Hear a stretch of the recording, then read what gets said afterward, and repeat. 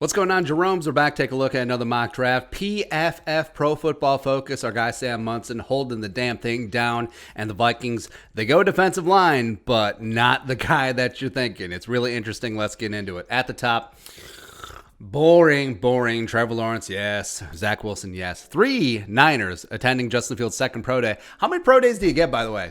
Like, what was this going to be, like the Kiss goodbye tour? They've had 17 farewell tours, but whatever. It's a weird offseason. Okay, but Justin Fields to the Niners, his movement skills, I think him and Kyle Shanahan would really work well together. Bye, Jimmy G. Deuces. 4 Falcons sticking and picking Kyle Pitts. Now, they're also going to be in attendance at Justin Fields' pro day, and they could go quarterback here, since when are you going to be drafted in the top 4? Hopefully not frequently. Trey Lance and Mac Jones still there, but Kyle Pitts, man, Kyle Pitts just smacks different. He does. Kyle Pitts with the remnants of Julio Jones and Calvin Ridley, baby. You got a stew going for the later years of Matt Ryan. 5, Bengals, Jamar Chase. Now, they could go a bunch of different directions here. Penny Sewell, Rashawn Slater, Jamar Chase makes a lot of sense here, but reuniting him with Joe Burrow. And then your 3 wide receivers are T. Higgins, Jamar Chase, and Tyler Boyd working on a slot. Baby. Oh, plus they got Thaddeus Moss. Woo, they're just getting the whole band back together. Basically everyone except for Justin Jefferson you cannot have. No, never. 6, Dolphins trade up with the Dolphins trade down with the Broncos. There you go. They move up. No Pants or Trey Lance. Where they didn't want to risk it. They were sitting at 9. Maybe Trey Lance and Mac Jones both come off board. George Payton makes a big time move his first year as GM of the Broncos. 7. So Lions. This is one of the best case scenarios for the Lions, where their offensive line is in shambles. They paid $1 bajillion for Big V. He's turned out to be a bust. They do have Taylor Decker, who they paid big money for, but Penny Sewell is just different, man. The physical upside that this kid has is unrivaled. I think that he has a chance to be a generational offensive line prospect. So just bring him in, move Decker, or play Penny Sewell at right tackle for a year and just go on with life. And so I'm really jealous about the Lions. But if this happens, like if the Broncos do leapfrog here and take a quarterback, I understand that it's very difficult to trade in division. I would make them an offer that they can't refuse. I would try and get up for Penny Sewell. 8, Panthers. So they watch all this nonsense going down. Mac Jones is still on board. They easily could go with him, but they traded for Sam Darnold. They're going to build around him for a year. Rashawn Slater makes some sense. Play him left tackle. Opposite Taylor Moton, row the boat. Go ahead. 9. So the Dolphins, they trade down from 3 to 6 to 9, 3, 6, 9, damn good time. And they get all this draft capital, and they end up with Devontae Smith, who they probably would have took at 3 anyway. So they're going to give 2 of the best shot possible, reuniting him with Alabama brethren, Devontae Smith, the guy who he threw the game-winning touchdown in the national title to as true freshman against Georgia back in the day. I love it, man. I love it. 10. Cowboys. Patrick Surtain coming off the board. He's the safest cornerback with Caleb Farley having those back issues. Cowboys going Bama with Trevon Diggs as well as Jordan Lewis in the slot. 11, Patriots. They're making a move. Now, this would be very surprising because Dave Gettleman does not trade. Like, he straight up does not trade in the first round. But Patriots moving on up. Of course, Saban and Belichick have that connection. Mac Jones comes into the Patriots and can sit behind Cam for a year. And I think that they can build talent around him. They're always going to have a good offensive line with Belichick and the establishment that Dante Scarnecchia has built. And I think that if they can surround him with some weapons, I think that he could be your game manager to start. Maybe eventually in a couple years, he becomes that dude who you win games because of, as opposed to a guy that you win games with. 12, Eagles. Ooh, bit of a curveball. Taking Kwity Paye, making copies. What up? So, yeah, the Eagles have needs all over the place. They could have gone Mac Jones if he made it here. They could have gone wide receiver. They could have gone cornerback. They could have gone linebacker Micah Parsons. But Kwity Paye, they need edge help, man. And this is more than just, hey, we need a guy like Brandon Graham, University of Michigan alum. But Kwity Paye, if he can stay healthy, he's got the physical prowess to be an absolute freak. So I like this one. Yeah, stupid Eagles. 13, pouring one out. So the Chargers get Christian Darrisaw. And if this is the scenario, I would think long and hard about getting Howie Roseman on the phone and jumping the Chargers here and just taking Christian Darrisaw. I would. But Chargers get Darrisaw. He's going to watch Herbert's blind side for the next decade. That sucks. 14. So like we said, the Vikings go D-line, but not the one you're thinking of. Christian Barmore, the forgotten man. I feel like his draft status peaked after the national title game and that run in the college football playoff. But redshirt sophomore, a guy that's still just scratching that surface on potential. He's only started about 16 games in his college career. So this is a guy that you're betting on that upside, that eventually 2-3 years down the line, he could be a Pro Bowl type player.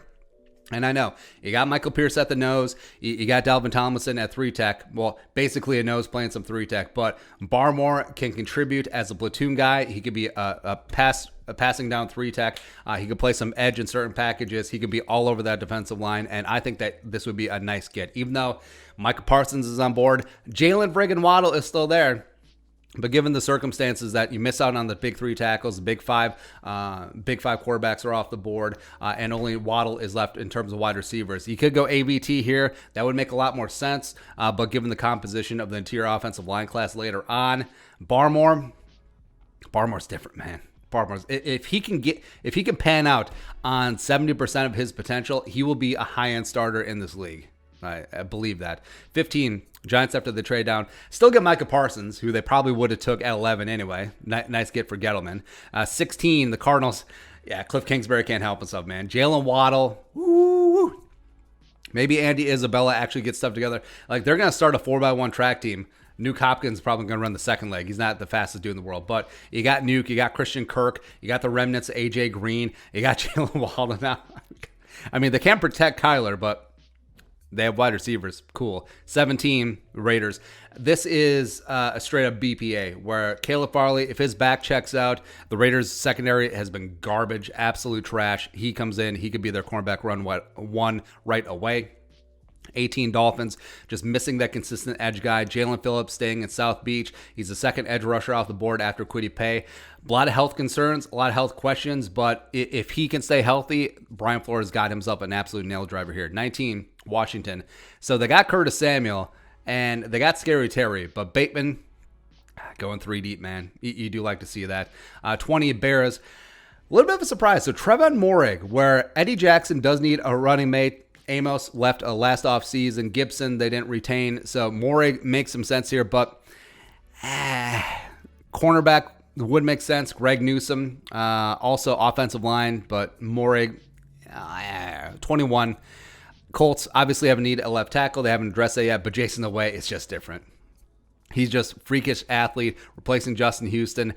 Chris Ballard likes him lengthy and freakish on the defensive line, so go ahead. 22, Tennessee Titans, who punted on Malcolm Butler. They got rid of Adoree Jackson, pick up Greg Newsome the second here. That's a really nice pickup. Him and Christian Fulton going to be your duo of cornerbacks going forward. 23, so the Jets, Asante Samuel Jr., fifth cornerback taken in the first round, is going to get knocked for his size. He's a little bit of the height version of Cameron Dancer, who he got picked on because of his frame. Asante Samuel's going to get picked on because of his height, but he's a dog, man. He is absolutely tough, plays like his pops, and I think Robert Salet's going to get him a really good cornerback here. 24, Steelers getting Tevin Jenkins. They have needs all over the place. Maybe they go Najee Harris here, but of course this is PFF. They ain't taking no running backs up in the first round up in here.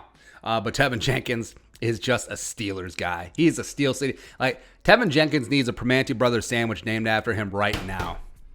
Yeah, he's just gonna be tough. Gonna start right away. Gonna be the man. 25, Jaguars, Rondale Moore. This is a lot of fun, man. Even though they have Laviska Shenault, even though they got DJ Chark, they have a lot of weapons at wide receiver.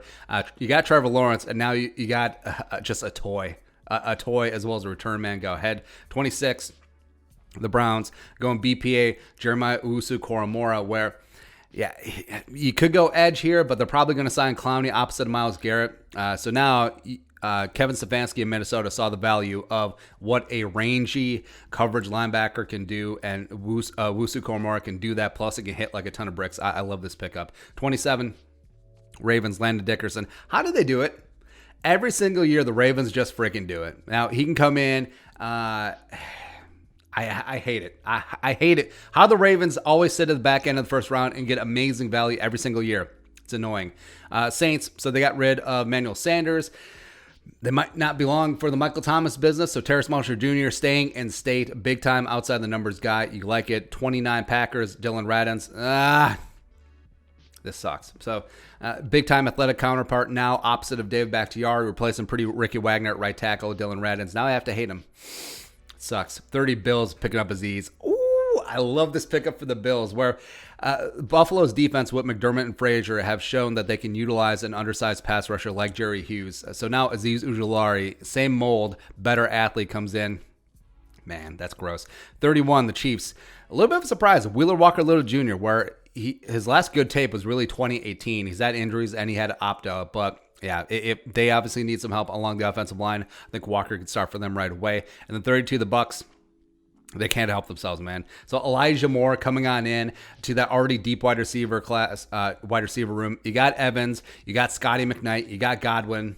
Man, you're good to go. You're good to go. I mean, they might win again. Who really knows? But like we said, if the board breaks this way and the Vikings end up going defensive line, I wouldn't necessarily be mad at this. Like, it's a little bit unorthodox. It's something that we haven't seen in from national mocks lately, but Barmore can be that dude, man. And I get that the Vikings are addressing a position of strength here when there's other needs, but you got 9 other picks. The draft is thick in the middle of the draft for safeties and offensive line, especially guards, as well as wide receivers and tight ends. So if you're going to go BPA, go BPA. Kwity Paye is off the board. Darisaw is off the board. Well, if we're going to go BPA, probably it's going to be Jalen Waddle. How fun would that be? Amazing. But Barmore, saddle up partner. We're just going to wreak havoc. And if you want to get hyped about Barmore, just go watch the 2 playoff games. You're going to be good to go there. But your thoughts, PFF's latest mock draft, let us know in the comments section below. Subscribe for daily Vikings takes. Want to support that work, post on the Venmo. But until next time, Skol, production value.